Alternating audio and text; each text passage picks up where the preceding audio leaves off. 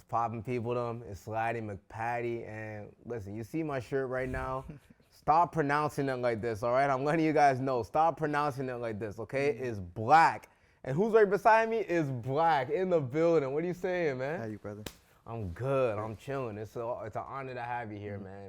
We got to talk about Since I Have a Lover, nominated for Grammys. Absolutely. You said it was more important, this one, than Free Black? Free Black. So why was that? This album is a lot more personal to me, and it is in line with like growth and emotional growth and maturity. And I know that that isn't like what's popular, but for me, if there are millions of people listening to my music, then my job is to like give them something good. So I went through heartbreak and I went through turmoil to get to where I'm at and to like help other people get to that same exact point. So the other ones were moments, that were, obviously important to me, but I don't want to live in like, I just don't want to live in that energy. Like, that's not what I'm here to do. I'm not here to like be the depressing guy that you like latch on to whenever you're going through something bad. Like, I want to be the opposite of it. So That's fire. That's fire. Now, based on what you said, even about like emotional maturity and growth, what are a few things that like you personally, well, you don't have to go deep into it, but a few things that you went through that helped even grow? Therapy was a big thing for me.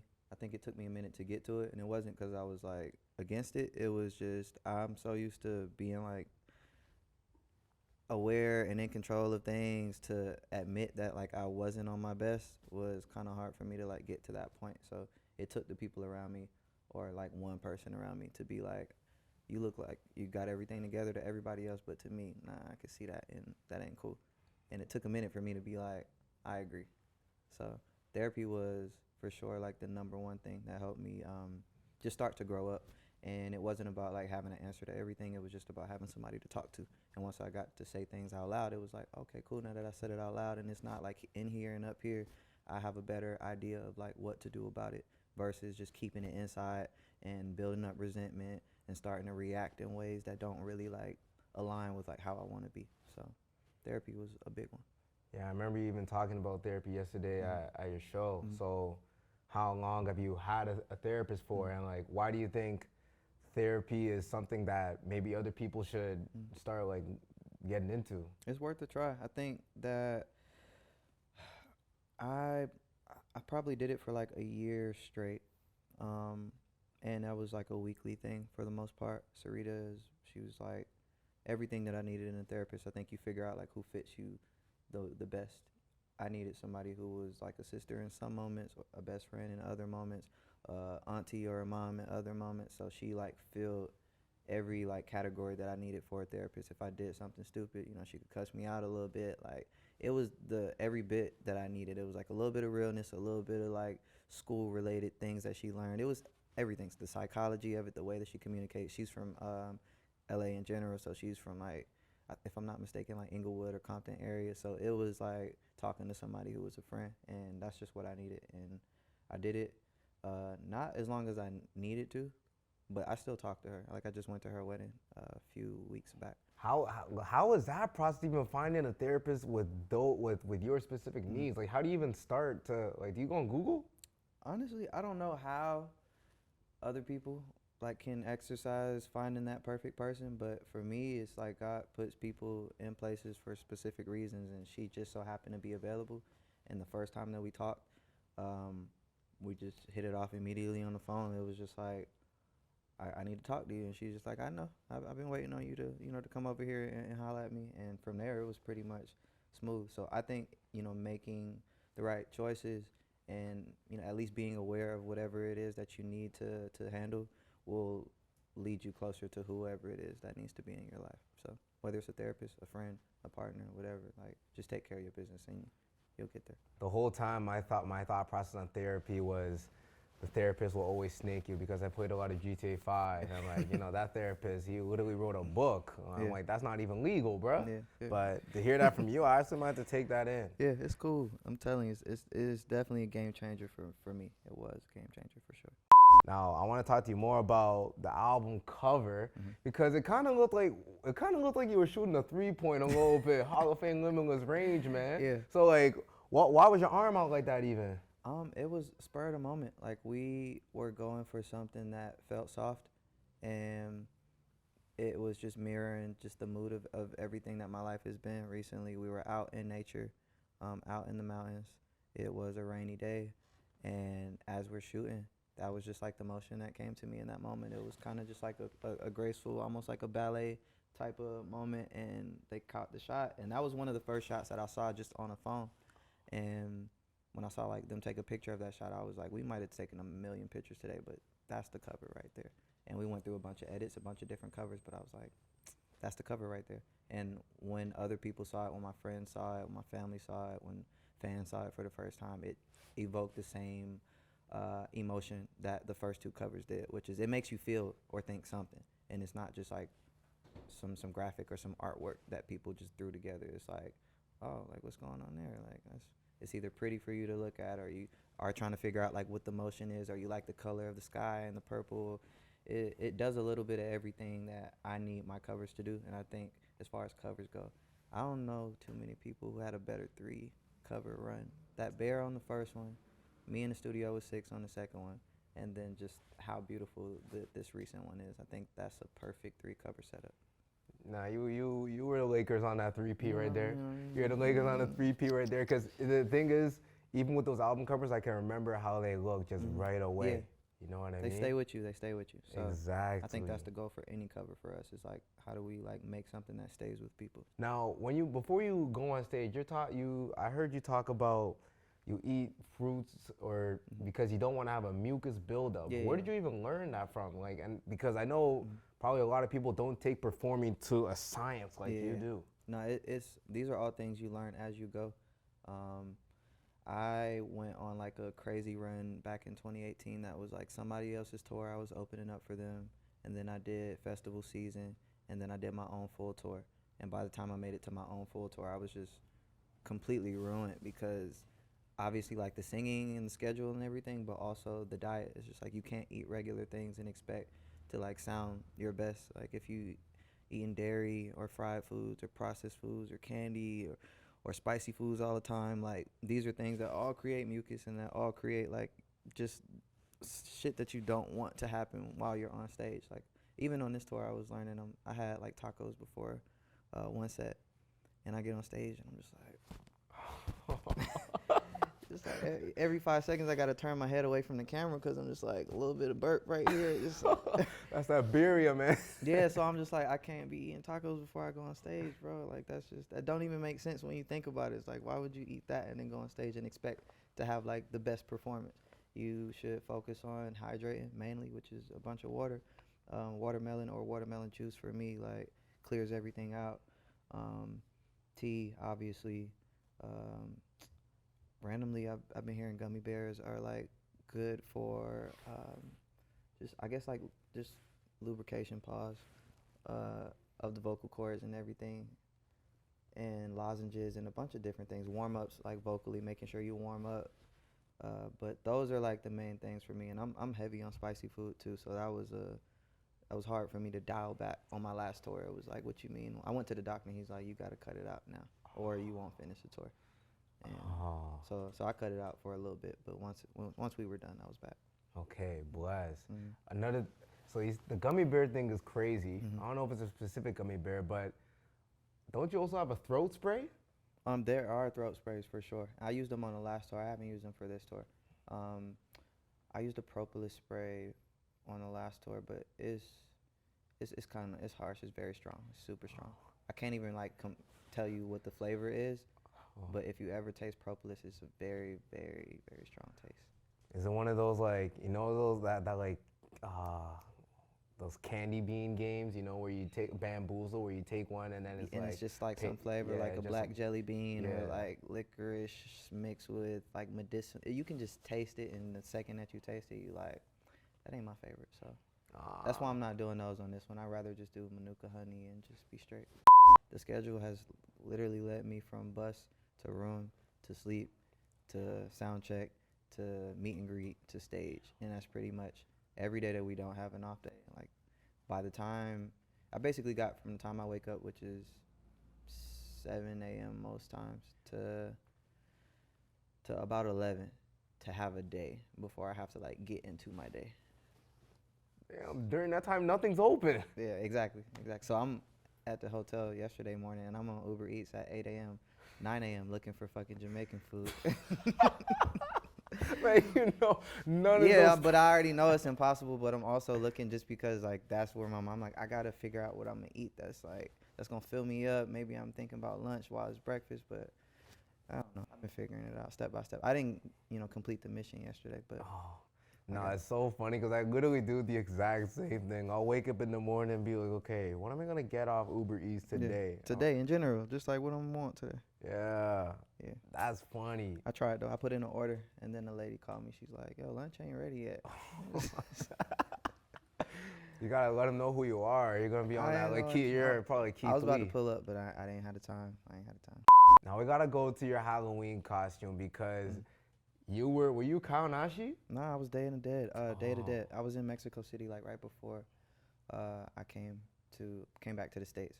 So being in Mexico and just knowing that the Day of the Dead and how they celebrate it is it's super festive, and the colors and the face paint and the makeup and the costumes are, I don't even know the word I would have to say like grand. Like that's the only way I could describe it. So by the time I came back to the US, I really was in a state of I don't even really feel like being out here. Like I'd rather be back in Mexico right now. So we called somebody up, and she came through, hooked me up with some Day of the Dead inspired makeup, and took it to stage. Say a word. Cause on the caption, I swear it said "Spirited Away." That's why I wanted. Yeah. Well, Spirited Away, based off of the song on my most recent project and the movie, obviously. So they all like kind of run together. It's like a triple inspiration type of moment for That's sure. crazy. Yes. So are you a big anime or just Ghibli? Ghibli for sure. Growing up, Dragon Ball Z and Dragon Ball GT, everything, a lot. Besides that, I think those were like the two heaviest ones for me. I never got to like venture off into the ones that I know were also great. With some of the other big name animes that everybody loved. I can't remember off the top of my Like head. Naruto. Yeah, I didn't get to get in because by the time that happened, I had like grown up responsibilities, and I was just like, all right, well, I guess I'm a man now. I gotta take care of the crib. Listen, Yeah. man, definitely go back to watch Naruto. Yeah, I'm gonna I say know. that for I know. sure. I know. But have you seen Princess Mononoke? That's what I want Yes, to ask. absolutely. Bro, Yeah. that Beautiful. movie is so. That Beautiful. was the first Ghibli movie I ever watched. Yeah. So I remember when I was watching it, Yeah. I'm like, what the is that ugly ass thing at the beginning of the movie? I call my boy and I'm like, bro, Yeah, what are you yeah. making me watch? Yeah. But I'm gonna keep watching it Yeah, though. you You get know? into it, and man, no, Ghibli is. Have you seen? He has like I think like a 2.5 hour documentary that's out somewhere right now. Really? Where it's just like him in the studio, like the process of making stuff, and it's a really, really good watch. But Is that on like Netflix, Crave? one of them might be on like Hulu or something like that, or one of the platforms. But if it's not, just a Google search, you'll find it. If you literally search Ghibli 2 hour documentary, they'll point you to it. You think you would ever like be a star of one, like animated? I would love to. I think before music, I was into visual art a lot, so I drew a lot. I thought I would do something with graphic design or computer animation or something like that, but I just ended up picking music. So as far as acting goes, I think if I was to ever get into acting for real, I would prefer it to be like animation for sure, versus like anything else that I see on TV. I'm cool with that. Dude, if you have a Ghibli movie, Yeah, it'd be hard. that would be fire, That'd be hard. bruh. That'd be hard. We'll do a watch party right here. I heard about his process of like, their process of getting movies like to the finish line, and it's not an easy one. So What's the most difficult part? I'm not sure. I think it's just like the same as with any like artist who's really into their stuff. It's like you want something to be perfect, but it'll never really be perfect. So Based off what you just said right there, so when do you know a song is like ready to release? To me, it's hard to say because I can release a song, and the second I release it, I hear something that I would have did different. So I know it's ready to release when I've been sitting on it for too long, when everybody else around me is like, there it is. Or just when I feel strongly enough about it to let go of whatever insecurities I have about it and just be like, cool, this is what it is.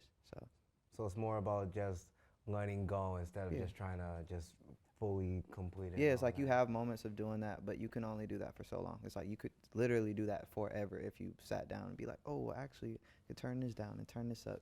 And I would like to add an ad lib right there. It's like plenty of notes that you could literally have for the rest of your life. But sometimes you just have to know when you've done it enough and just let it go, let it live. What is a song that you're listening to that nobody knows that you're listening to? Like, not even your lover, no one knows, only you. It's a guilty pleasure song. That's a hard one. That's a good question, though. That's a great question. What am I listening to? What am I listening to that I'm hiding from everybody right now?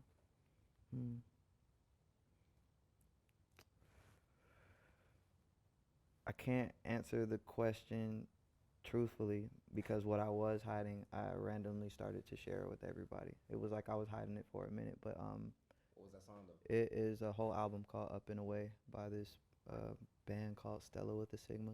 It's just like a random Greek pop band. They're not famous. They don't, like, I literally would never have known anything about them unless that one day I was just sitting there and I'm just like, I haven't dove into finding new things in a long time. And that was a big part of just like being excited about music in general. It was the first time I heard The Weeknd, the first time I heard Frank, the first time I heard Drake. Like, so I just needed to have a quick little moment of searching the internet, and I found that and played it out for a few weeks before I shared it with anybody. So Stella with the Sigma, Up and Away is the name of the album.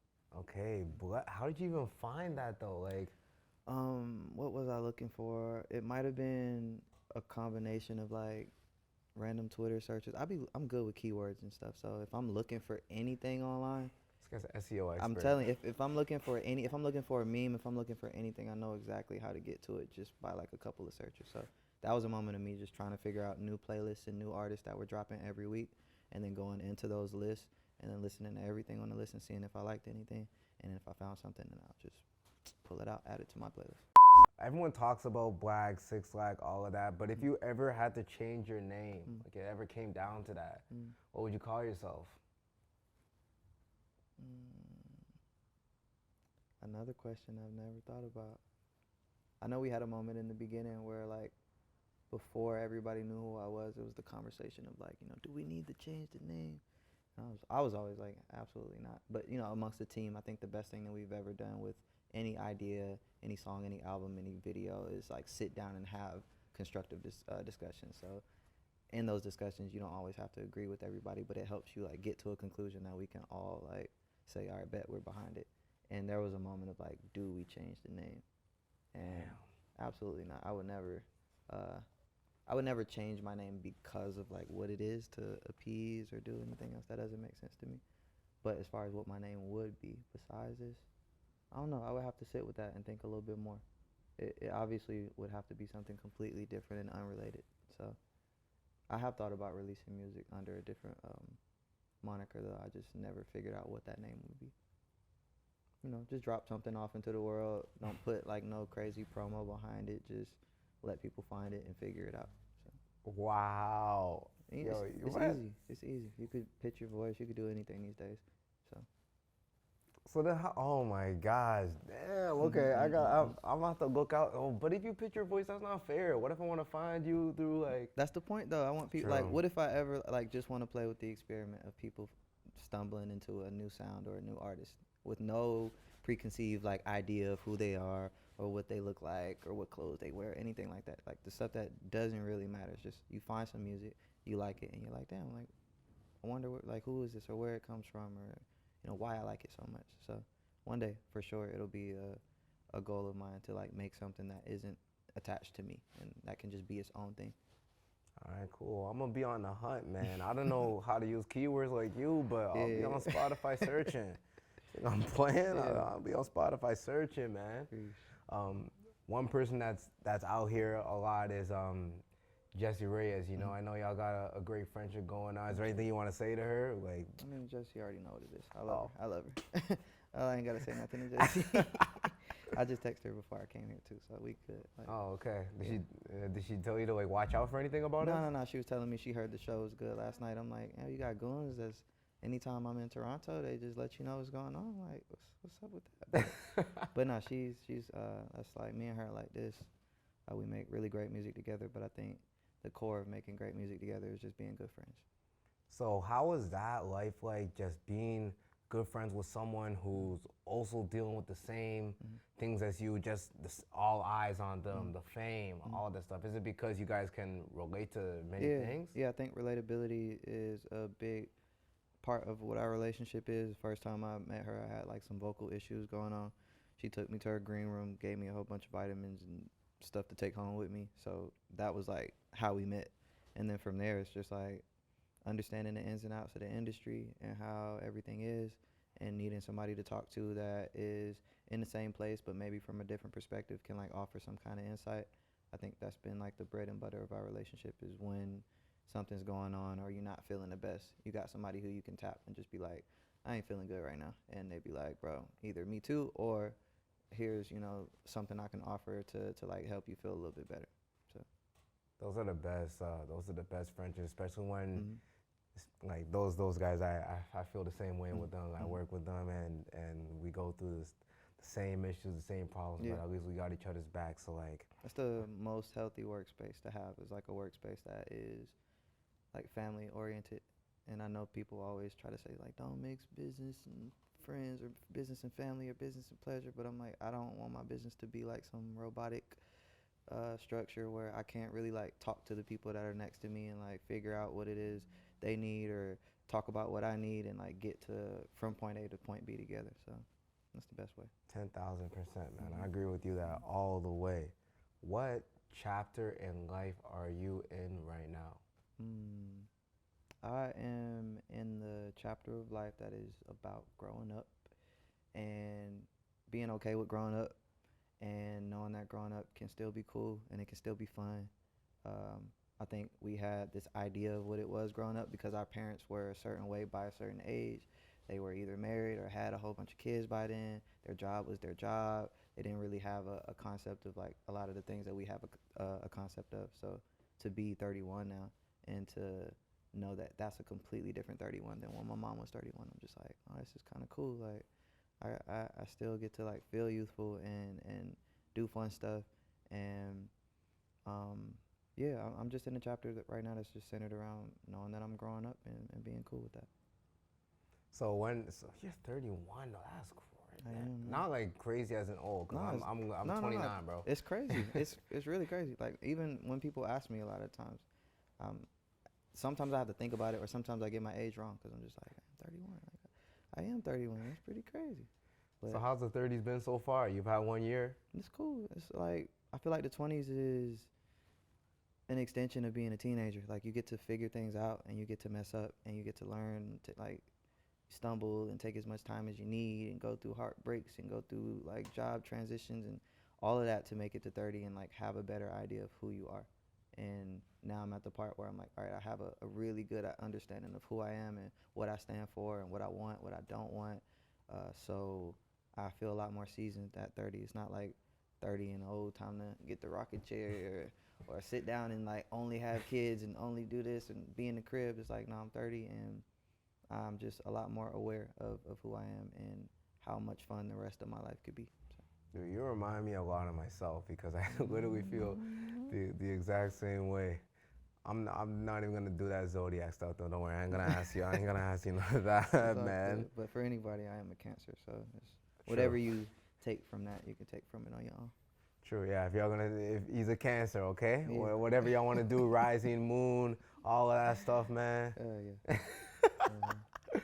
What's your fashion sense like? Like, how do you wake up and Mm. put yourself together every day? Because first thing is, I've never seen that Dewey in my life, It's and cool. I'm a big Dewey guy. Appreciate it. This is Telfar, but Oh, it's whatever I'm feeling like in that moment. Like some days it's just all black. Some days it's cozy and it looks like almost sleepwear, pajama wear. Like I like to buy and have things that are multi-purpose and that I can like and use for the rest of my life. It's like I had to go through my 20s of wasting a bunch of money to get to a place now where I'm like, okay, cool. This jacket, I can wear this jacket as long as I want to wear this jacket, and one day it'll be a cool ass retro jacket for somebody else to have. So I'm more into like buying things that will serve me in the long term versus like this looks good right now. So it's wow. very casual, very comfy, and that's it. That's an insane mind. I mean, that's a great mindset to have when you're shopping? Because I didn't even think about that. Like think about Yeah. shopping like that. Like There's a brand that I've been messing with recently where like it aligns perfectly with that idea where a lot of his t-shirts are recycled. So he'll have his design on the outside, but if I ever want to switch it, I flip it inside out and like the original design is on the inside. And this coat is another one where if I just want to wear an all black coat, I just flip it inside out. And this is all black. yeah, on the inside, yep. So it's just like I need things that I can use for multiple reasons, and I don't need to like be having a bunch of specific high-end name brands or anything like that. Like if it looks good and cool, if it's an award show and an event, then great. But I learned my lesson from my first store. It was just like having these crazy flashy jackets that look good on stage, and then you see them in your closet at the crib, and you're like, I could never wear this on a regular day. So, yeah. No, that's a fact. Learning lessons. Okay, I got two last questions for you. The first one is, what gets you like excited in life? What gets me excited in life? The first one I can't say on camera. And Tell me after. And the second one, honestly, traveling and like creating memories like based around traveling. I think that's one of the best things that we can do or have like the opportunity to do on earth is like go see other countries and go see other cities and have other food and experience other people and other languages. I think that is at the top of my list as far as like what gets me the most excited is planning a trip. I love to plan stuff. I do things that I don't feel most artists do. Like if I'm going somewhere, I am my flight booking agent. I'm my hotel booking agent. I know all the food places that I'm going to. I know the activities that I'm doing. I don't really need that much help with it. And if I ever do need help with it, it's because I'm probably like multitasking and just like call on some of the troops to help me out. So you're an itinerary guy. And, Absolutely. I remembered. I did want to ask you about this one lyric in Know My Rights. Got off the plane from Ghana. My guy. Real one. Yeah. You already know I'm from Ghana. So like Absolutely. that, what was your favorite part about Ghana, man? You got to talk to me about that. For me, it was the people. I think that was the biggest takeaway for me is going somewhere else and seeing how people receive you and seeing how kind they are and seeing how hospitable they are and seeing how good their food is. The people were the bread and butter of me being there. It was a great experience to be out there. I think if I'm not mistaken, it was around New Year's time, so it was popping out there. It was lit. Yes, those are the most active times. And hey, the food is better. Nigeria, y'all heard that, man. Oh, here we go, Jollof. Now my final question for you, man, is what makes you happy? What makes me happy? Consistency makes me happy.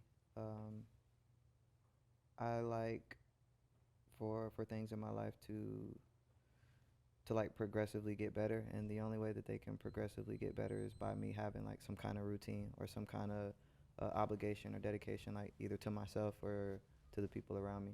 So the more that I like develop a routine and like stick to it, whether it's like I said, going to sleep early, waking up early, having a healthy breakfast, finding something that's a little bit more filling later, doing something physical, whether it's yoga, exercise, meditation, fighting, like whatever I can do to treat myself with the most respect is how my quality of life just improves overall. So what makes me the happiest is consistency, because when I'm on it, I can feel like my life flowing in a certain type of way that I can't make an excuse for when it's not that. So. And that's a great mindset to have. I hope a lot of people taking what my boy Black Jez said. Listen, appreciate you, man. Bless. Any last words you got to say to the camera, to the people? Yeah, Muchmusic, man. Last words. I think, well, I know for sure that it won't be like a 5-year break in between albums this time. So I would love to get off the road and get back in the studio. And whether it's EPs or singles or albums, in the next 3 years, I would love to set a goal for myself to release more music than I released in like the previous 3. So.